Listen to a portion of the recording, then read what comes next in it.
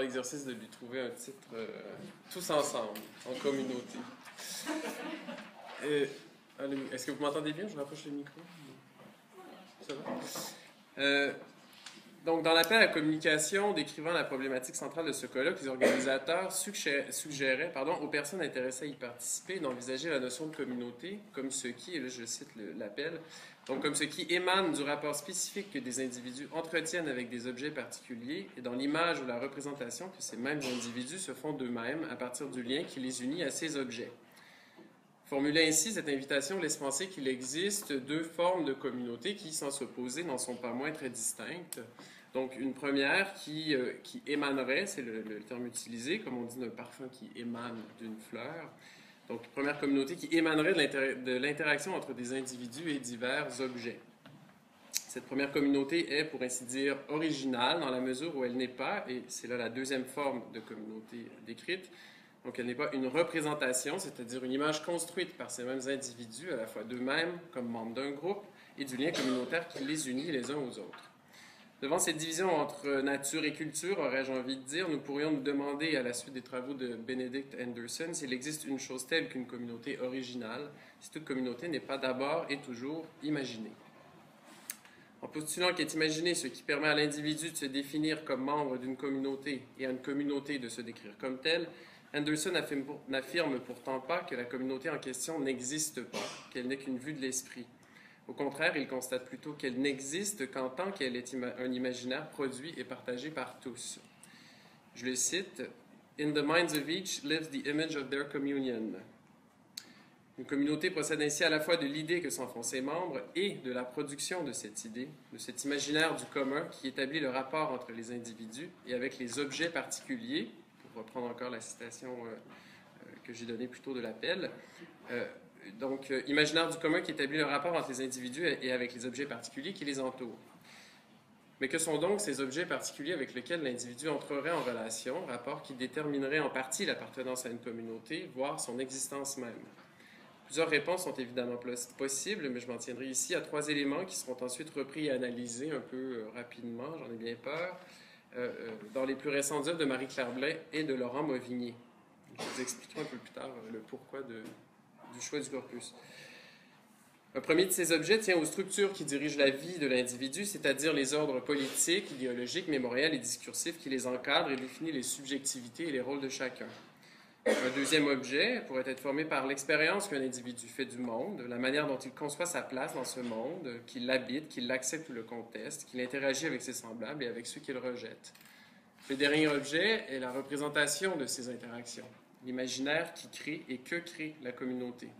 Ce rapport est peut-être le plus immatériel, le plus médiatisé, parce qu'il ne peut être approché que de l'extérieur avec quelque chose comme l'œil du lecteur, si on veut.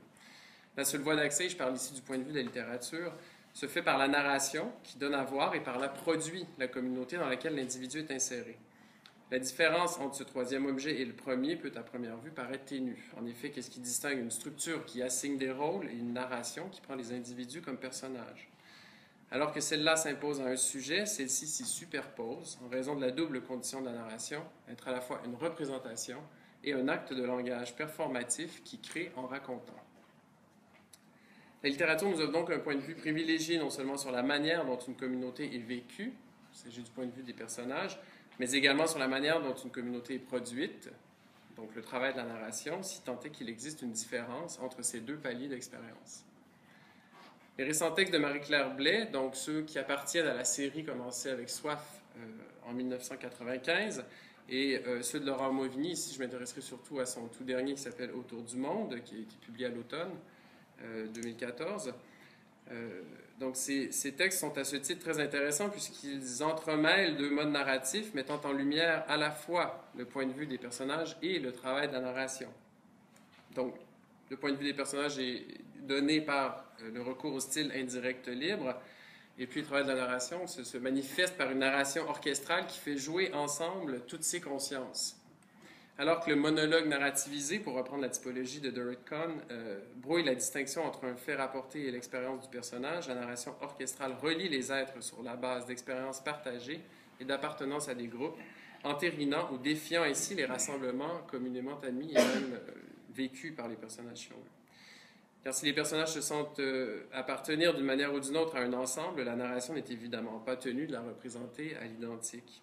En ce sens, la narration sécrète, elle aussi, un imaginaire de la communauté qui tient par exemple chez Blais de l'utopie d'un monde unifié, ou encore ce qu'on trouve dans le dernier roman de Mauvigny, d'une simple coprésence des individus, articulée moins autour de l'événement central du récit qui est le tsunami japonais du 11 mars 2011, qu'autour de ce que la narration décrit comme le minuscule exotisme de la banalité. C'est pris dans le récit. Pour faire vite, le dernier roman de Mauvigny, en fait, le premier récit raconté, c'est deux amants qui se font prendre par la vague du tsunami, et puis tous les récits qui s'en suivront, les 14 donc, auront lieu au même instant ou à peu près, cette même journée-là du tsunami, en tout cas, mais un peu partout autour du monde, comme le donne le titre.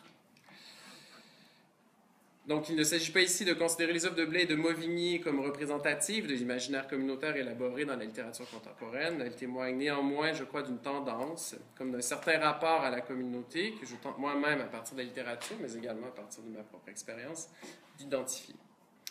Donc, les personnages mis en scène dans les 7 romans qui composent la fresque Soif, appelons-la comme ça, appartiennent à toutes les classes sociales et proviennent d'à peu près tous les milieux et corps de métiers présents dans la société, sinon occidentale, du moins américaine.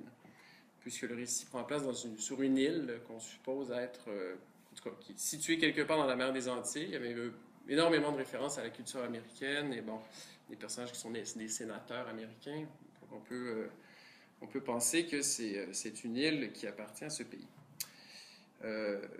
Donc, toutes les classes sociales et corps de métier américains sont représentés. De la femme politicienne aux prostituées travesties, en passant par l'écrivain, l'immigrant musulman et le noir vieillissant qui a participé aux luttes d'émancipation des années 60.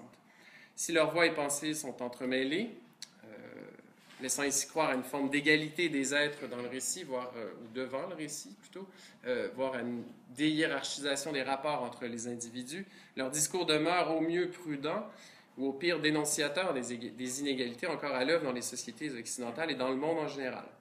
Engendrés par le sexe, la religion, l'économie, la couleur de la peau, ces clivages sont le fait des structures en place qui bloquent, jusque dans une certaine mesure, l'apparition d'une communauté vécue et effective.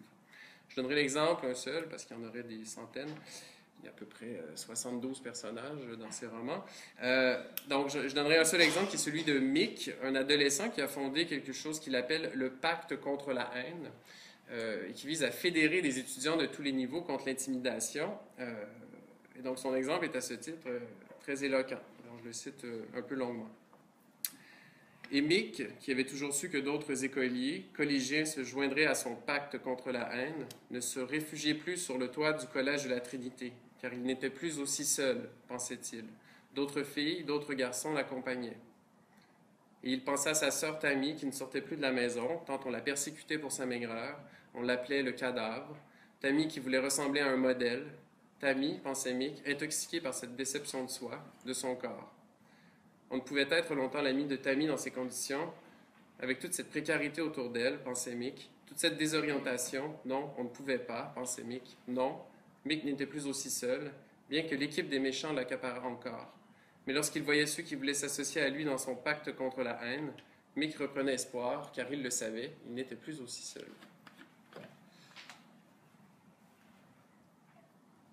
Donc, l'effort de rassembler un certain nombre de gens autour d'une cause visant l'abolition d'un rapport de domination et d'intimidation est en quelque sorte atténué par la réalité des faits et de l'expérience.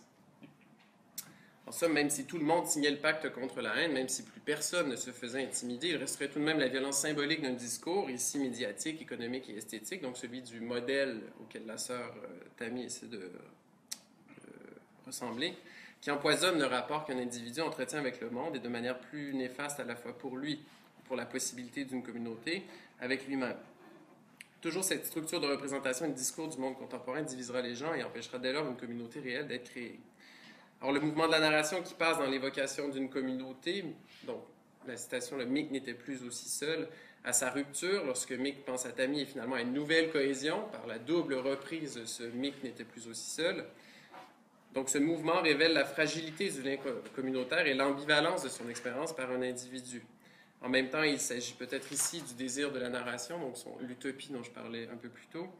Le fait que la narration passe de Mick à un autre personnage, c'est juste à la suite de la dernière citation que je vous ai donnée. Donc ce passage de Mick à un autre personnage, précisément lors du retour de cette phrase qui fait presque mantra, donc Mick n'était plus aussi seul, précisément au point de la réflexion de Mick où il sent et se représente la communauté qui l'entoure, malgré les méchants, malgré sa sœur malade, le fait que cette pensée soit en quelque sorte sa dernière exprime, du point de vue de la narration, en tout cas on peut supposer, la suprématie de la communauté ou celle du sentiment de communauté sur toute division. Aussi, cette progression narrative et les brefs retours en arrière de la pensée de Mick indiquent-ils qu'une communauté s'inscrit dans le temps, qu'elle est le fruit tant de sa représentation que d'un processus historique qui participe à sa formation et à l'expérience qu'en font les individus qui conçoivent y prendre part. Dans un tome précédent de la série, le personnage de Samuel cherche d'ailleurs à percer, je le cite, « ce mystère d'une incompréhensible nature qui le lie à tous ceux qui l'ont précédé, qu'ils soient morts ou vivants. » Il y a donc quelque chose qui tient de l'histoire, mais qui est aussi plus grand que l'histoire et le passage du temps pour relier les êtres, pour les rassembler à une communauté qui, chez Blais, ne se limite pas à une appartenance territoriale, patriotique ou religieuse. Les personnages viennent d'un peu partout sur Terre, ils parlent de réalités qui ne sont pas uniquement états-uniennes. Donc la communauté, en tout cas, celle que la narration tente de produire, transcende le territoire. C'est un constat similaire que nous convie la narration dans Autour du monde de Laurent Mauvigny. Si la cohésion communautaire à partir de critères nationaux et historiques est complètement absente, voire niée par la narration, cette dernière procède néanmoins à une association des hommes fondée sur le temps, et plus précisément sur l'instant. Prenant pour point d'ancrage une journée précise, qui plus est le jour d'une catastrophe, c'est-à-dire la manifestation de l'extraordinaire dans le quotidien, le roman juxtapose 14 histoires qui se déroulent en même temps tout autour du globe. Le rapport communautaire ainsi établi est fondé sur une relation arbitraire, à savoir la simultanéité. Le roman s'ouvre sur le récit de deux jeunes amants qui se font prendre dans l'immense vague qui a englouti la côte japonaise au printemps 2011, et il se poursuit entre autres avec l'histoire d'un homme qui en sauve un autre, atteint d'Alzheimer d'hypothermie, puis d'un couple dont le foyer est au même moment envahi par des pirates dans le golfe d'Aden. Une autre histoire qui parle d'Alec, dont la femme est hospitalisée pour des troubles mentaux déclenchés lors d'un voyage en Thaïlande. Bref, ça continue. Par toutes ces histoires vécues en même temps, Mauvigny pose la catastrophe, petite et grande, comme soubassement à la fois de l'expérience de l'homme et du lien qui unit les êtres. Mais quelles sont les causes de ces catastrophes individuelles qui tissent, à en croire Mauvigny, le fil commun à tous les hommes? Y aurait-il une ligne de base, une sorte de structure fondamentale qui provoquerait ces écueils sur lesquels se fracasse la répétition ordinaire des jours, qui permettrait d'encercler sur un calendrier une date qui serait devenue celle de la sortie de l'ordinaire? Chacune des catastrophes relatées par la narration a à voir avec le désir, et très souvent sexuel, ou à une certaine forme d'envie, donc qui peut prendre la forme de l'admiration pour le grand frère, ou le désir de s'évader de sa petite vie routinière, d'aller au casino, de remporter de l'argent, des choses comme ça. La prose de Mauvigny, qui joue habilement, comme chez Marie-Claire Blais, du discours indirect libre, permet l'accès, en s'insérant dans la conscience des personnages, à ces mouvements internes du désir et de l'envie, qui, lorsqu'ils en viennent presque sans raison à prendre une part effective dans les actions et les paroles des personnages, révèlent simultanément l'incompréhension profonde, ou plutôt le malentendu constamment renouvelé, qui définit les rapports entre les êtres humains, en même temps que leur troublante similarité. En somme, les références ponctuelles au tsunami japonais sont plutôt inutiles dans la trame narrative, sauf pour montrer d'une manière un peu trop évidente l'éclatement des frontières nationales et de la séparation géographique entre les êtres, causée par le rapetissement de l'espace, provoqué par les médias de masse, qui sont, eux, très présents dans le roman. Et maladroites aussi sont les transitions entre les différentes histoires qui composent le roman. Il est tout de même étonnant de trouver chez Mauvigny, donc un écrivain qui, à mon sens, a fait ses preuves dans l'orchestration des différentes expériences individuelles. Je pense, entre autres, dans La Foule, qui se passe dans le stade de Ezel au moment de l'espèce de charge des hooligans sur les supporters de Milan, je crois, et où là, on passe vraiment d'une conscience à une autre, presque sans s'en rendre compte. Donc, il est étonnant de trouver chez Mauvigny une articulation aussi grossière entre des événements, des histoires et des personnages. On dirait qu'il y a du sable dans l'engrenage narratif. Et je me demande si ce sable avait été placé là de manière intentionnelle par l'auteur, et s'il avait souhaité enrayer un tout petit peu la machine pour en révéler les articulations, voire leurs faiblesses. Ce déséquilibre indiquerait qu'il y a là un point de bascule où la représentation par la narration du rapport entre les hommes et leur monde devient la production, par cette même narration, l'imaginaire de la communauté. Revenons à Blais quelques instants. La voie narrative des romans du cycle Soif organise avec une fluidité étonnante et magistrale la coexistence des dizaines de personnages qui forment le personnage romanesque. L'effet produit est une communauté tricotée serrée, aux hiérarchies abolies, une communauté dont les membres, dans et devant la langue, ne souffrent plus de division. Et c'est d'ailleurs là le rêve de deux jeunes femmes tout juste mariées que le personnage de Petite Cendre rencontre à la toute fin du dernier tome de la série, paru lui aussi l'automne dernier. Donc ces deux jeunes femmes souhaitent un monde où régnerait, et je cite, la poésie, avec un grand P, l'abolition des appellations destructrices ou défaitistes, racistes ou sexistes. Et donc elles souhaitent ce monde et le règne de la poésie afin d'accéder, je les cite de nouveau, à la neutralité poétique des mondes, à la neutralité poétique des mots, ne contenant ni jugement ni haine, comme si le mot amour seul était répété à l'infini. La prose de Blais est donc la mise en œuvre de ce programme par la conjonction, et je note que Blais utilise majoritairement, presque exclusivement la conjonction « et » pour faire le lien entre les personnages. Donc la prose de Blais est la mise en œuvre de ce programme par la conjonction de tous un chacun dans et par la langue. Cependant, force est de constater que cette harmonie appartient à l'imaginaire de la narration elle-même, donc à son utopie communautaire. L'expérience de la communauté vécue par les personnages, comme en témoigne l'exemple de Mick cité plus haut, est beaucoup plus complexe et en quelque sorte négative, j'oserais dire. Les hiérarchies et les inégalités existent toujours, les luttes de pouvoir et les dogmatismes font encore des ravages. L'absence d'un groupe social ou d'un autre, du récit mémoriel et historique, pointe vers les discriminations racistes et sexistes toujours à l'œuvre dans les sociétés contemporaines. Et tout en continuant de souhaiter et de tenter de produire une communauté réunie par une langue dont la neutralité se répercuterait dans les mœurs, la narration du cycle Soif semble se rendre à l'évidence. La réalisation de ce rêve est constamment repoussée par le cours des événements. En effet, le dernier tome de la série voit l'apparition d'un nouveau lieu utopique en retrait de la ville centrale, qui constitue lui-même le centre de cette île isolée du continent, île qui sert de cadre à la vie des personnages et qui constituait déjà, d'un point de vue, la narration d'un milieu de vie enviable. Donc, un îlot à part sur cette île elle-même en retrait, les jardins des Acacias, qui est une espèce de résidence, accueillent dans leurs murs les personnes qui n'ont jamais su ou pu trouver leur place dans la petite communauté installée dans la mer des Antilles. Cette persistance des divisions est également reproduite dans le remplacement, dans ce même dernier tome, d'un nombre important de « et » que je viens d'évoquer par des points, tout simplement. Le passage d'un personnage à un autre devenant plus abrupt, moins organique. De la dizaine de points qui divisait les 297 pages du 4e tome en autant de phrases, on est passé à 34 points pour 220 pages au Jardin des Acacias. La séparation comme rapport premier entre les hommes contamine l'imaginaire et la représentation communautaire de la voix narrative qui s'efforce néanmoins de continuer de produire du lien. On pourrait d'ailleurs lire de manière similaire les ratés de la voix narrative composant Autour du monde. L'artificialité des passages d'une histoire à une autre et l'indifférence presque généralisée avec laquelle les personnages considèrent la catastrophe japonaise expose la facticité, voire la fictionnalité d'une communauté mondiale. Chaque histoire fait en effet la preuve du heurt entre les désirs individuels et la liberté de chacun, entre les inégalités sociales persistantes, les mystères de la grande histoire et les drames personnels. Surtout, tous ces personnages en errance, citoyens du monde, comme le veut l'insipide formule consacrée, demeure au mieux stupéfait devant le spectacle de l'eau noire engloutissant la côte japonaise, au pire complètement indifférent. Et là, je cite un passage. Chez lui, aux Philippines, on doit regarder la télévision comme lui, mais en s'inquiétant presque exclusivement de ce qui se passe au Japon, parce que les tsunamis sont trop fréquents en Asie. M. Arroyo pense qu'à Dubaï, au moins, il ne craint pas les inondations. Ce mais... Donc je cite encore, chez lui aux Philippines, on doit regarder la télévision comme lui, mais en s'inquiétant presque exclusivement du Japon.